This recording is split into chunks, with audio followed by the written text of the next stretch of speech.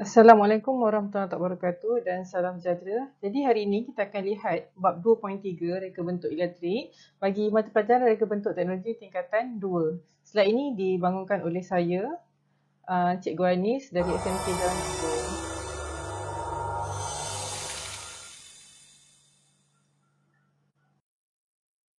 Okey, selain daripada saya, slide ini juga dibangunkan bersama-sama dengan guru-guru RBT yang lain. Kita akan lihat untuk bab 2.3 ni. Jadi, untuk hari ini, apa yang para pelajar kena tahu ialah reka bentuk elektrik itu sendiri. Reka bentuk elektrik ialah perancangan, pemasangan, pengujian dan juga pemeriksaan elektrik pada bangunan dan juga perkakasan elektrik. Okey, so ini macam manalah elektrik current tu pergi, boleh nampak kat sini. Dia dia macam lightning lah, kilat. Okey, seterusnya. Okay, kita akan tengok 2.3.1 elemen sistem elektrik. Jadi apa yang ada dalam elemen sistem elektrik? Yang pertama adalah sumber, yang kedua adalah medium, ketiga beban dan seterusnya kawalan. So kita akan tengok one by one. Okey, sebelum tu, macam mana kita nak ketahui elemen elektrik? Dalam elemen elektrik macam saya sebutkan tadi, sumber, medium, beban dan kawalan semuanya berkait rapat. Jadi para pelajar kena ketahui dan fahami apa yang dimaksudkan dengan setiap elemen ini. Okey. Okey. Tengok satu-satu. Sumber. Apa itu sumber? Sumber merujuk kepada punca pengeluar tenaga elektrik. Sumber elektrik negara yang di Malaysia adalah jana kuasa hidroelektrik. Sumber gas, arang batu. Jadi awak tengok kat sini, ini adalah hidroelektrik lah. Gambaran hidroelektrik. Air, dari mana sumber air itu? Hujan, kolam, sungai dan sebagainya. Kemudian dia akan lalu daripada empangan ni dalam takungan. Kat sini dia akan ada turbine di sini. Draft turbine ni akan menghantar penghasilan tenaga elektrik yang dihasilkan kepada transformers. Transformers ataupun dalam bahasa Melayunya pengubah, kemudian seterusnya dihantar ke pusat-pusat jana kuasa yang lain untuk disalurkan ke perumahan dan juga bangunan-bangunan komersial. Okey, selain pada tu, contoh sumber adalah seperti jana kuasa, bateri, solar dan juga lain-lain. Okey, terdapat dua jenis sumber iaitu sumber boleh diperbaharui dan juga sumber yang tidak boleh diperbaharui. So, kejap lagi kita akan tengok apa yang dimaksudkan dengan diperbaharui dan juga yang tidak boleh diperbaharui. Okey, ini adalah gambaran empangan. Kalau para pelajar, ada mana-mana pelajar yang pernah pergi, okey, ini empangan. Kalau di Semenanjung Malaysia, mereka yang terlibat dengan penyaluran tenaga elektrik ini adalah Tenaga Nasional Berhad. Tapi jika di Sarawak, Sarawak Energy. Kalau di Sabah dia guna perkhidmatan daripada syarikat lain. Okey, ini semua adalah GLC, Government Link Company. Okey, seterusnya.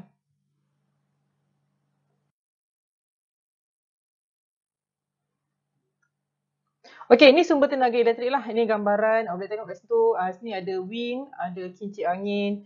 Kemudian daripada kincir angin ni akan menghasilkan tenaga elektrik yang akan diguna oleh manusia. Okey. So, sumber yang diperbaharui. Apa itu sumber yang diperbaharui adalah sumber yang boleh digunakan semula. Maknanya, benda tu tak akan habis selagi tak kiamat. Kalau kiamat, habis. So, bekalan tenaga yang kekal selamanya. Contoh, angin. Awak dapat rasakan angin ada, kemudian air, seterusnya matahari dan ombak. Let's say, tak ada semua benda ni. Maknanya memang kiamat. So, memang tak ada lah benda tu. So, kat sini angin, air, matahari dan ombak. Kalau dekat Malaysia, kita menggunakan air. Dan juga matahari. Tapi matahari tidak digunakan secara meluas lagi di Malaysia. InsyaAllah dalam 10 tahun akan datang akan digunakan secara meluas lah. Okey, angin banyak digunakan di negara-negara yang memiliki dia punya kekuatan udara yang tinggi. Kalau ombak, Brazil, Amerika. Okey, kita akan tengok apa yang saya nak tunjuk kat sini adalah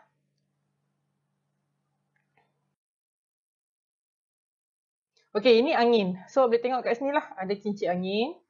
Kemudian kincir angin ni dia daripada angin dia akan pergi kepada tenaga kinetik, seterusnya dia akan mengubah kepada tenaga elektrik. So ini matahari, okey, daripada matahari memberi sumber tenaga elektrik kepada bangunan dan juga komersial, bangunan komersial dan juga perumahan lah.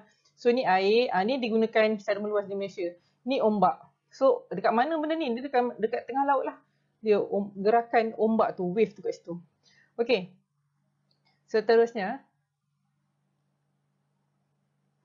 Okey, sumber yang tidak boleh diperbaharui.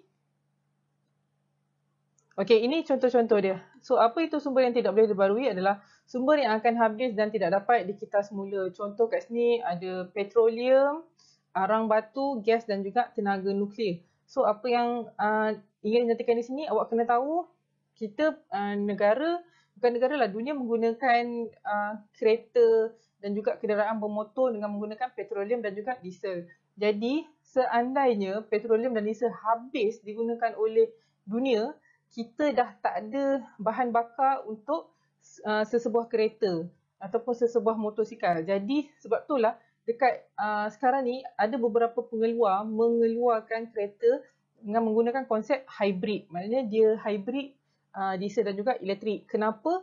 Sebab let's say petroleum dah habis. So kita ada kereta hybrid, kereta masih boleh bergerak. So kat sini arang batu, boleh tengoklah selagi arang batu ni ada, selagi itulah boleh diguna pakai. So arang batu ni digunakan untuk kereta api. So itulah kereta api arang batu. Awak dengar bunyi pon-pon, so dia guna arang batu lah. Kalau di Jepun, kebanyakan kereta api dah menggunakan kereta api elektrik berkuasa tinggi dan laju. Kita panggil subtunnel tu kan. So ni gas. Gas, macam gas kat rumah tu, gas habis, awak kena panggil lah pergi mana-mana kedai ke, kena telefon orang yang membekalkan gas tu untuk hantar gas. Tenaga nuklear kalau pernah dengar pengeboman nuklear tu, okey, tenaga nuklear ni dia tenaga yang mahal tapi dia memberi impact yang besar kepada sesebuah negara. Sebab itulah mostly kebanyakan negara nak menguasai tenaga nuklear itu sendiri. Okey. So ini adalah sumber yang tidak boleh diperbaharui. So, ini saya buat dalam bentuk jadual supaya boleh tengok. So, renewable energy merupakan sumber yang boleh diperbaharui lah. So, matahari, angin, biomass, so, ni semua ciptaan Allah SWT lah, ciptaan Tuhan. Okay, kalau non-renewable energy, sumber yang tidak boleh diperbaharui, ini adalah sumber-sumber yang mungkin dia wujud disebabkan perubahan dunia daripada zaman sebelum Masihi sehingga Masihi dan memberi kesan. So macam fosil ni, dulu dinosaur mati ke, so dia adalah peninggalan-peninggalan tu yang menjadikan dia, kita boleh guna dia punya sumber tu sendiri. Okey, kita tengok seterusnya.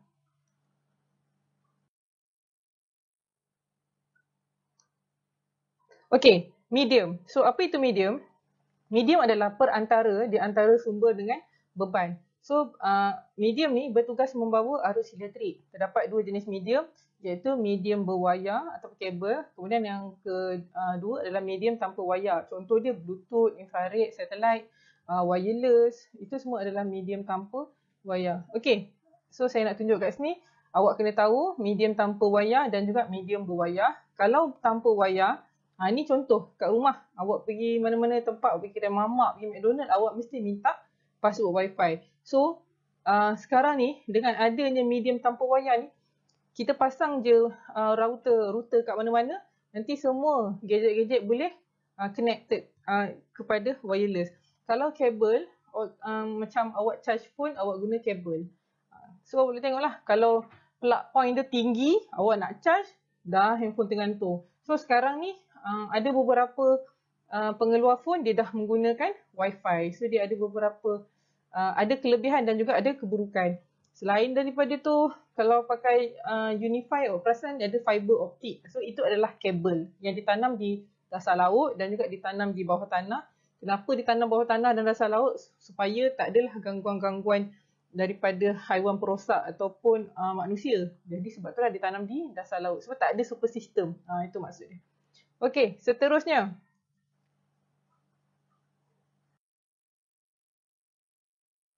Okey, kita akan tengok apa itu beban. So, tadi kita tengok sumber yang pertama, yang kedua adalah medium. So, contoh sumber tenaga elektrik, kemudian medium wayar telefon, charger.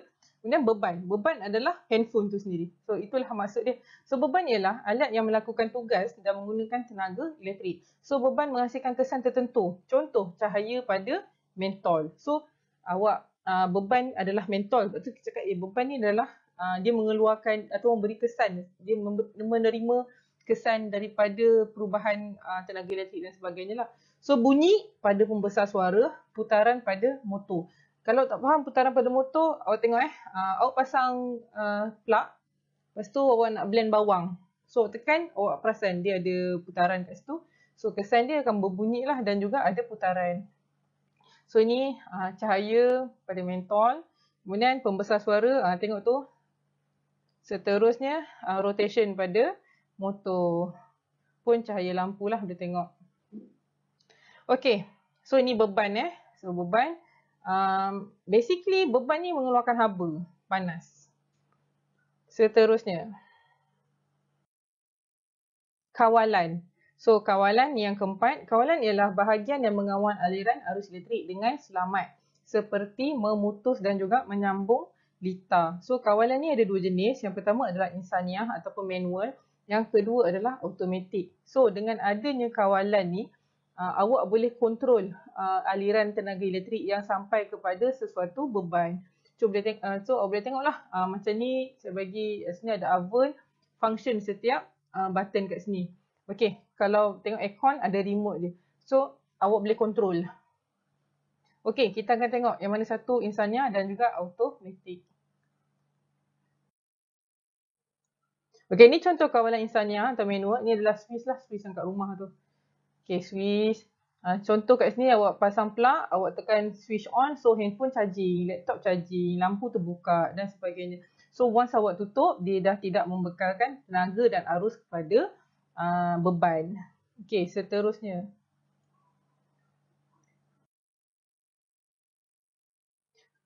Okay, contoh macam mana kat sini kawalan insaniah manual dan juga automatic. So yang ni cherry electric lah. So kawalan dia menggunakan kawalan insaniah. Awak tekan, lepas tu dia akan panas.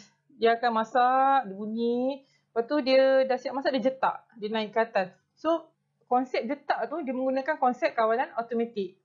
Macam rice cooker. So rice cooker, once awak basuh beras, awak letak rice cooker dekat dalam dia punya pot tu.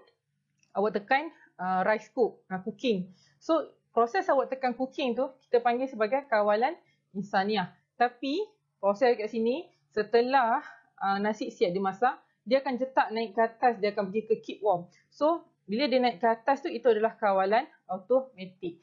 Dalam sesebuah beban ataupun dalam sesebuah produk elektrik ada kedua-dua kawalan. Ada sesetengah macam aircon, kita yang set untuk kawalan automatik. Contoh awak pasang aircon, awak guna konsep kawalan insaniah manual. Tapi awak set timer pukul 5 pagi, awak nak set automatik aircon ditutup. So itu kat situ dah ada konsep automatik. Jadi awak kena faham kat mana manual, kat mana automatik. Okey, seterusnya.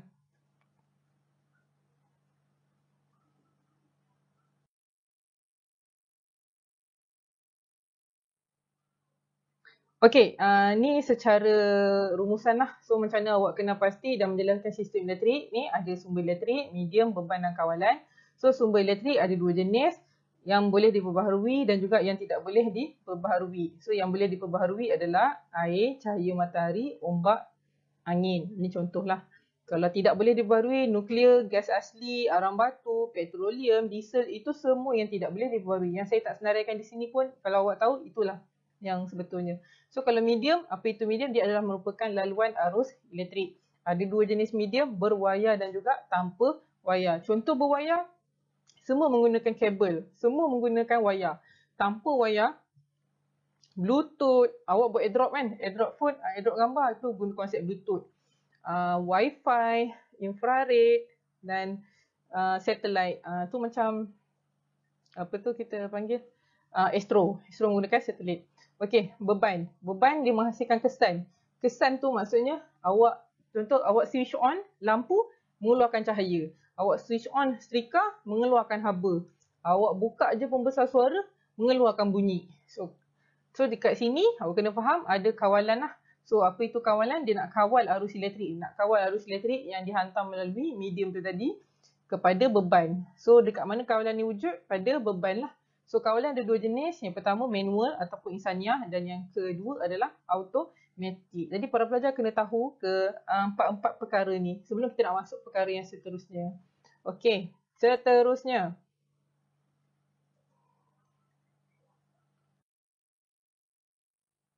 Okey, jenis-jenis arus. So, jenis-jenis arus ada dua jenis. Yang pertama adalah sumber tenaga elektrik, arus ulang alik, AU.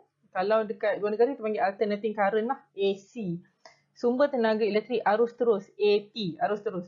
Kalau dalam bahasa Inggeris, direct current, DC, direct, DC. So, kalau kita AC-DC, AC alternating current ataupun AU, DC adalah direct current ataupun arus terus. So basically benda tu sama je. So awak kena faham lah kat sini how electricity reaches our home. Dia daripada power plant. Power plant ni kat mana? Pusat jawakuasa hidroelektrik contoh. Kemudian dia akan hantar kepada rumah-rumah TNB yang ada dekat kawasan perumahan tu. Kat situ dia tulis bahaya. Jangan hampiri kawasan tersebut kan. So kat situ basically daripada power plant ni dia hantar 214 kV kepada rumah TNB tu lah. Kemudian dia akan hantar ke rumah menggunakan transmission line ni. Seterusnya pergilah ke kawasan perumahan awak. Let's say kalau benda kat sini rosak ni, rumah awak akan menerima 214 kV. So apa jadi bila rumah awak terima 214 kV ni? Rumah akan terbakar. Sebab tu dekat rumah ada peti fuse agihan supaya kat situ ada multi circuit breaker. Kalau terlebih, fuse dia akan trip awak punya sumber elektrik. Sebab tu rumah akan trip, selalu trip tu kan. So jangan macam kenapa rumah asyik trip? Jangan rasa macam tu. Sebabnya kalau rumah tak trip, rumah akan terbakar. So bahayalah kepada penghuni. Okey, seterusnya.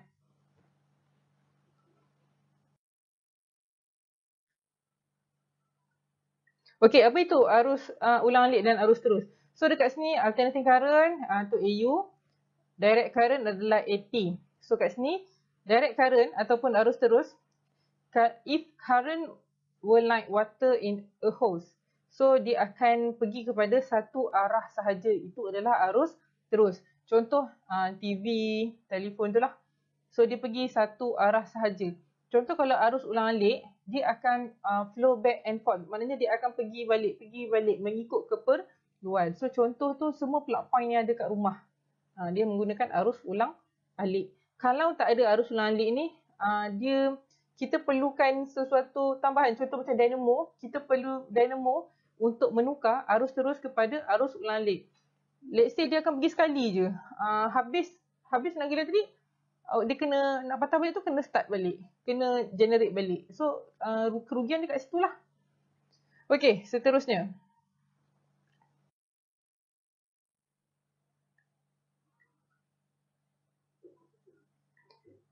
Okey, kita tengok sumber tenaga arus ulang alik. So arus ulang alik, penagihan elektrik dari stesen jana kuasa hingga ke rumah dan juga bangunan komersial. So voltan arus ulang alik boleh dinaikkan dan diturunkan dengan menggunakan transformers. Transformers ni bukannya bukan yang tu. Yang lain sikit. So dia merupakan konsep pengubah. Siapa yang cipta arus ulang alik ni? Apa yang wujud dulu? Arus terus ke arus ulang alik? So pelajar kena tahu yang wujud dulu adalah arus terus. Dulu arus terus ni dihasilkan oleh, tak ingatlah nama dia. Tapi arus ulang alik dihasilkan oleh Tesla. So Tesla yang menghasilkan arus ulang alik ni, kemudian dia jumpa cara untuk mengurangkan kos penggunaan arus terus. Masa tu dia gunakan arus terus, dia orang nak tukar kepada arus ulang alik ni, dia orang perlu tambah apa kita panggil dynamo dekat setiap stesen jana kuasa. So ni memberi impak yang ketinggian kos lah disebabkan penggunaan dynamo tu pula. Okey, seterusnya. Okey, penghantaran dilakukan dalam keadaan voltan tinggi untuk mendahkan nilai supaya tiada kehilangan kuasa semasa proses penghantaran. So sebenarnya daripada pusat jana kuasa nak hantar ke rumah awak tu, tenaga elektrik yang sampai ke daripada pusat jana kuasa tu adalah tinggi. Kemudian ada transformers dekat rumah TNB yang kecil-kecil tu, dia yang mengubah keperluan tenaga elektrik mengikut keperluan setiap rumah. So yang masuk dekat rumah awak adalah yang selamat. Kalau tak selamat, rumah boleh terbakar. Ada keburukan kat situlah.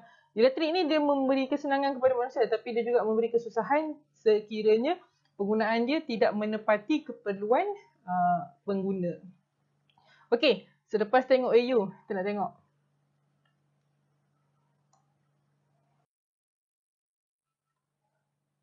So kita tengok sumber tenaga arus terus. So apa itu arus terus? Sistem kuasa dengan hanya satu kekutuban voltan. Maksudnya dia pergi one way je. So arus mengalir adalah sehala.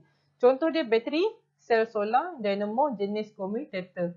So sumber tenaga ni boleh ditukar dari AU kepada arus terus dan sebaliknya dengan menggunakan pelbagai cara seperti litar penerus menukarkan AU kepada AT, juga litar penyongsang menukarkan arus terus kepada arus ulang-alik. Okey, jangan pening kat sini. Awak kena tahu kita kata kalau bila awak buat satu projek hanya awak menghasilkan arus terus dia sebab guna bateri. Tapi kalau awak nak tukar kepada arus ulang-alik tu macam mana supaya tak ada dia tak ada cut off kat situ.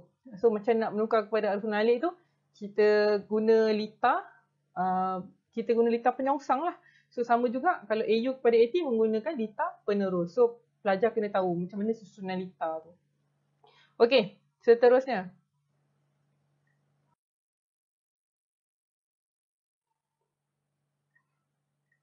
Okay, ni electricity generation, transmission and distribution lah.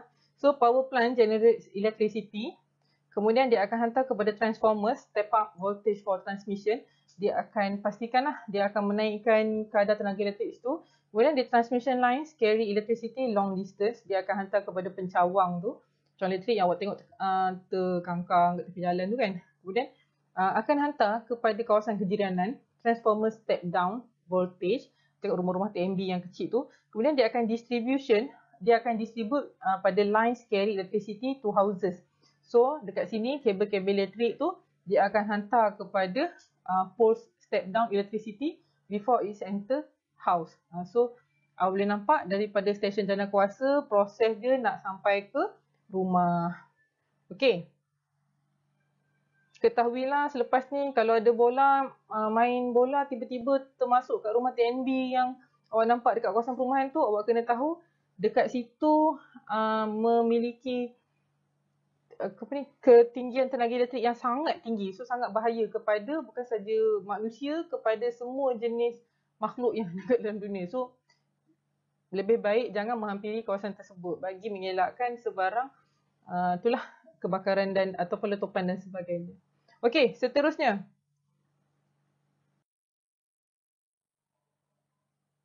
Okey, perbezaan arus ulang-alik dan arus terus. So kita tengok daripada konsep kriteria Kemudian ni perbezaan dia. Okey, plat nama. So arus ulang-alik dilabel sebagai AU, manakala arus terus dilabel sebagai AT. Saiz untuk arus ulang-alik adalah besar, manakala untuk arus terus dia lebih kecil dan sederhana. So bila kita cakap pasal kecil dan sederhana, harga dia lebih murah. Walau bagaimanapun, even dia murah, penggunaan dia tu hanya pada jangka masa pendek. Contoh pakai bateri kan. Bateri hanya digunakan pada jangka masa pendek. Dia tak boleh guna pada jangka masa yang lama. Arus ulang-alik memang dia mahal, tapi operasi dia berterusan. Maknanya dia keep on going. So sesuai lah. So keselamatan untuk arus ulang-alik dia bahaya. Bahaya sebab saya cakaplah tadi daripada stesen jana kuasa tu, elektrik yang dikeluarkan adalah elektrik yang sangat tinggi, kemudian menggunakan transformers untuk menurunkan step down the electricity untuk disalurkan kepada kawasan perumahan dan juga bangunan komersial. So awak kena tahu arus terus memang kurang bahaya. Dia macam alah kecil-kecil je, macam semua api je. So penggunaan tenaga elektrik untuk arus ulang-alik sangat tinggi. Bagaimanapun untuk arus terus dia sangat rendah. So penggunaan arus ulang-alik ni nak tengok kat mana? Contoh dia kipas siling, lampu pijar. Lampu pijar tu mana? Lampu pendek floor yang kat rumah tu. So arus terus awak guna kipas tangan yang korang pakai pergi sekolah tu, kemudian lampu suluh. So kedua-duanya menggunakan bateri. Walaupun awak charge, dia menggunakan bateri. Selain daripada tu phone lah. Phone pun menggunakan arus terus. Habis bateri phone, awak kena charging balik. Okey, seterusnya.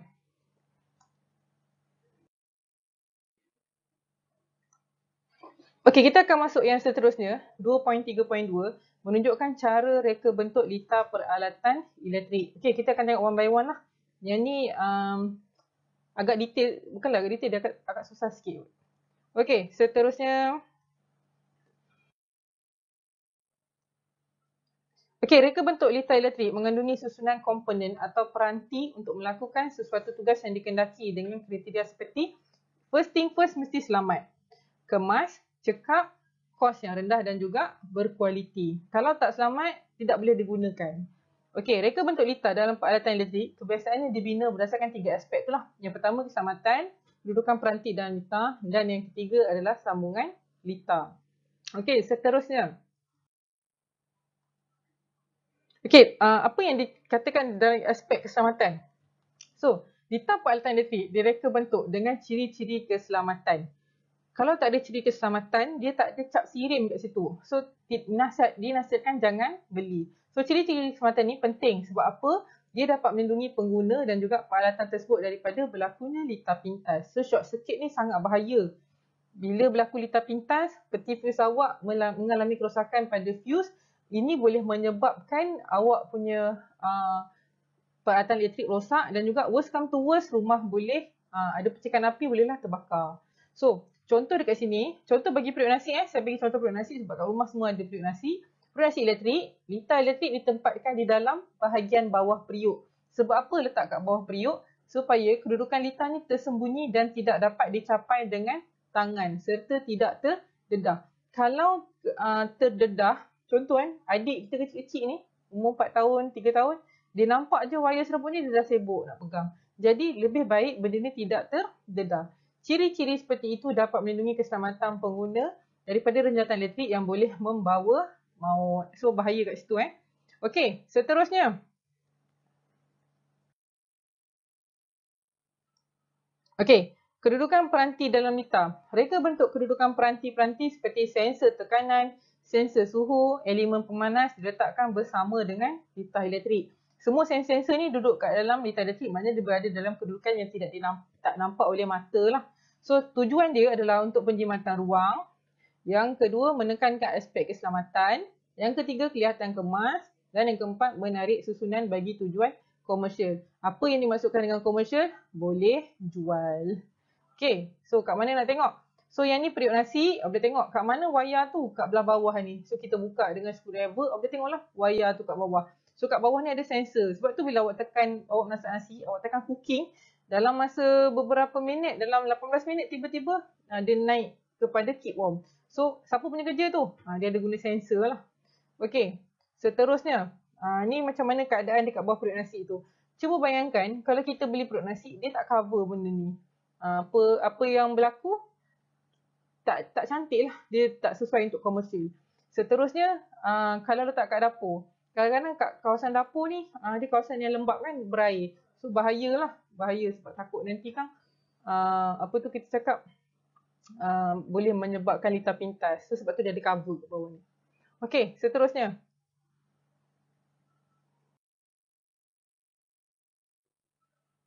Okey, sambungan litar. Reka bentuk sambungan litar elektrik pada komponen atau peranti disusun mengikut sesuatu fungsi yang dikehendaki. Contoh dia, seperti susunan pada periuk nasi elektrik. So, ada beberapa jenis litar dalam penyambungan elektrik, litar elektrik. Yang pertama, litar tertutup. Yang kedua, litar buka. Yang ketiga, litar pintas. Yang keempat, litar salah kekutuban. Yang kelima, litar arus bocor. Dan yang seterusnya adalah litar bypass. So, kita akan tengoklah ke 6 litar ni, apa beza dia. Dan awak kena tahu, litar daripada litar pintas sampai litar bypass ni adalah litar yang bahaya. So, lebih baik kurangkan, yang ni litar-litar yang bahaya lah. So, lebih baik kurangkan kesilapan lah dekat sini. Okey, seterusnya.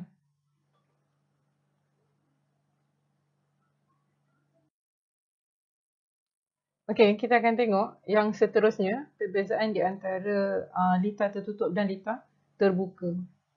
Okey. So, apa yang dimaksudkan dengan litar tertutup adalah, saya akan tunjuk kat sini, keadaan di mana suis ataupun peranti disambungkan dan juga membolehkan aliran elektrik mengalir. So, kat sini boleh tengok, sini ada suis lah. So, suis tu disambungkan.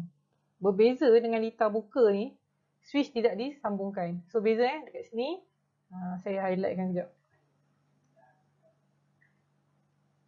Boleh tengok kat sini. Ini tertutup dan juga switch di sini adalah terbuka. Okey. Litar ini mempunyai satu kitaran lengkap. Litar tertutup, kitaran lengkap sebab switch tu tertutup. So contoh kat sini, mentol ni menyala disebabkan switch tu ditekan ataupun ditutup. Beza dengan litar terbuka ni, litar ini tidak mempunyai satu kitaran yang lengkap. So arus, voltan dan kuasa dalam satu litar ni tidak dihubungkan lah, tidak disambung. So contoh, mentol tidak menyala kerana litar buka ataupun wayar terputus. So wayar litar buka ni bukan saja disebabkan switch tak disambungkan, ia mungkin berlaku disebabkan ada kat sini wayar kat sini terputus. So kita boleh tengok perbezaan dia. Okay, ni ada circuit diagram ni, saya tunjuk kat sini. Circuit diagram ni pictorial lah gambar dia. So switch kat sini, bila awak tutup, lampu menyala. So kita mungkin tak tahulah sini on, off. Bukan tahu on off dia. Awak tutup je litar, lampu menyala. Awak buka je litar, lampu tidak menyala. Okey, kita tengok slide seterusnya.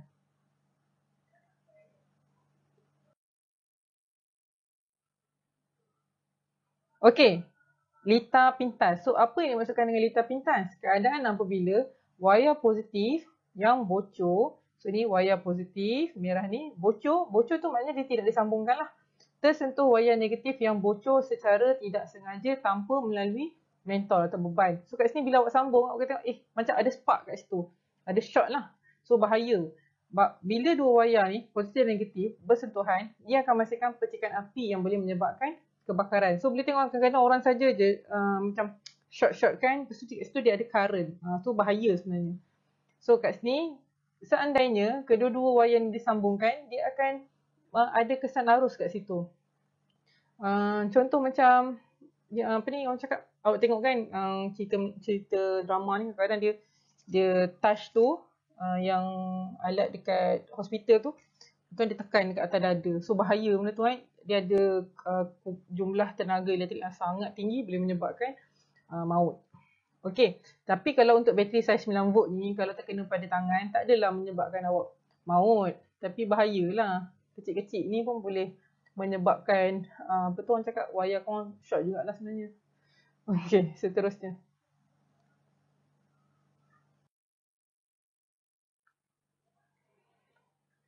Okey, so ada 3 jenis litar yang awak kena tahu. Yang pertama adalah litar salah kekutuban. So kat sini, kalau salah kekutuban, komponen elektronik yang ada kekutuban, yang dia ada polar, contoh macam LED, ada positif, negatif, perlu dipasang mengikut kekutuban supaya ia boleh berfungsi. Kalau salah pasang, worst come to worst, dia akan menyebabkan trip lah kat rumah. Kalau salah pasang. So masa nak pasang lampu, memang kena check lah positif, negatif. Kalau salah pasang tu nanti lampu tak menyala. Kalau paling teruk nanti dia menyebabkan litar pintas.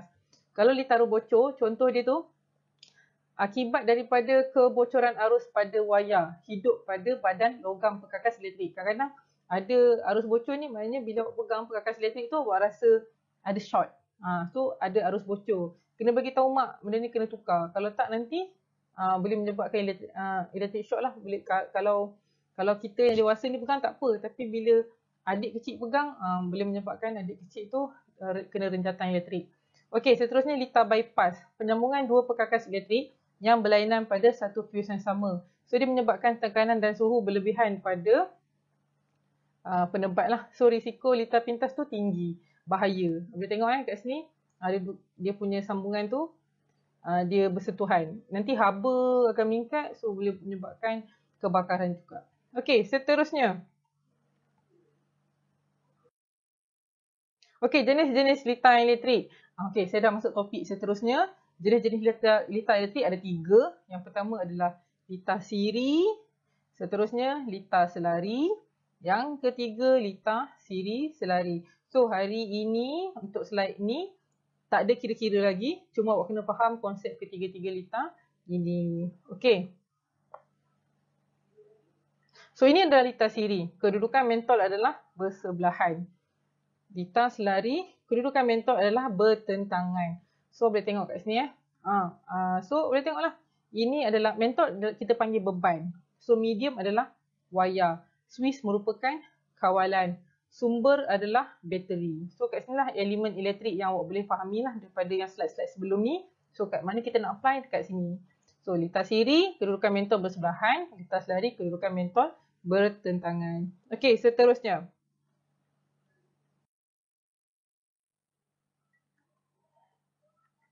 Okey, litar siri, litar selari dan litar siri selari. Okey, tengok yang pertama. Ni adalah litar siri. Kedudukan mentol bersebelahan ya. So kawalan Swiss di situ, dua mentol, sumber bateri dan juga wayar merupakan medium.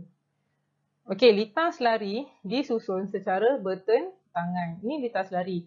Litar siri selari merupakan gabungan siri dan selari. So dalam sesuatu litar tu ada mentol yang bersebelahan dan juga ada mentol yang bertentangan. So macam inilah. Mentol ni bersebelahan. Mentol pertama bersebelahan dengan mentol kedua. Mentol kedua bertentangan dengan mentol ketiga. So kena faham konsep litar siri selari. So siri selari. Okey.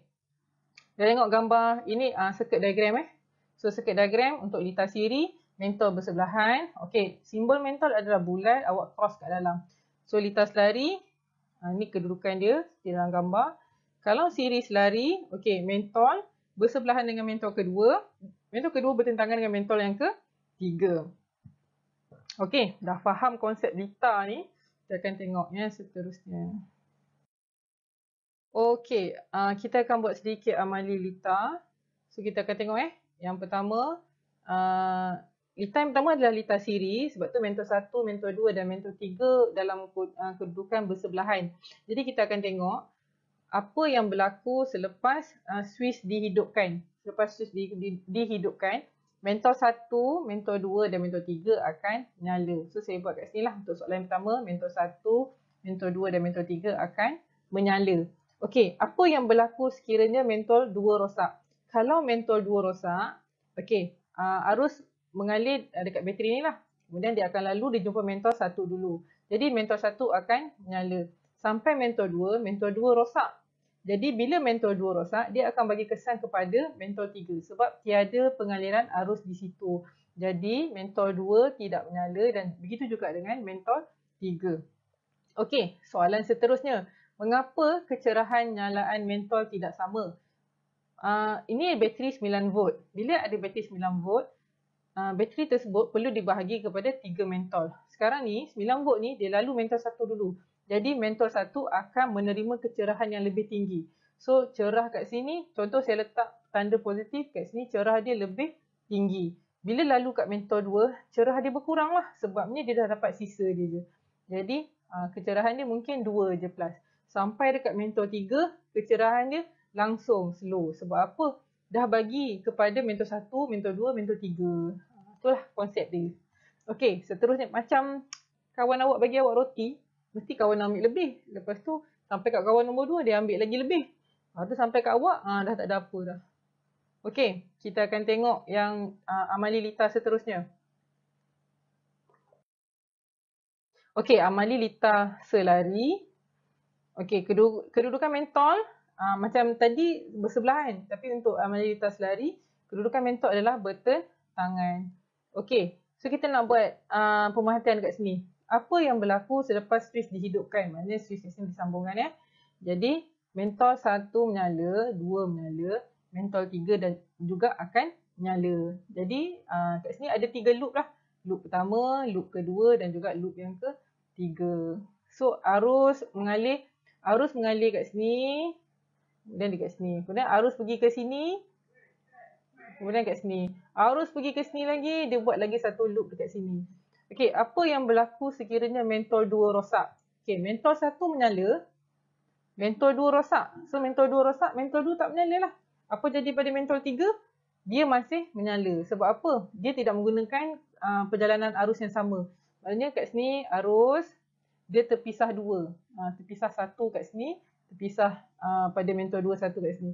Kemudian dia lalu kat sini, 1 pergi kepada mentol 2 adalah arus yang lain, pergi kepada mentol 3 adalah arus yang lain. So kat sini saya bagi contoh mentol 3 punya arus, ni pula mentol 2 punya arus, yang ini pula adalah mentol 1 punya arus. Arus yang mengalir tu adalah arus yang telah dipecah-pecah dan telah dibahagi sama rata. So kat sini contoh 9 volt. Kita jawab soalan yang ketiga.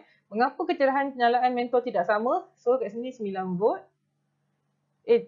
Soalan dia agak mengapa kecerahan penyalaan mentol sama? Awak kena tahu untuk litas lari dia memang sama. Kat sini ketiga-tiga mentol ni akan menyala sama terang lah, sama terang dan juga sama malap. Kalau bateri weak dia malap lah bersama-sama. So kena faham konsep litas lari, berat sama di piko, ringan sama di jinjing. Okey, seterusnya.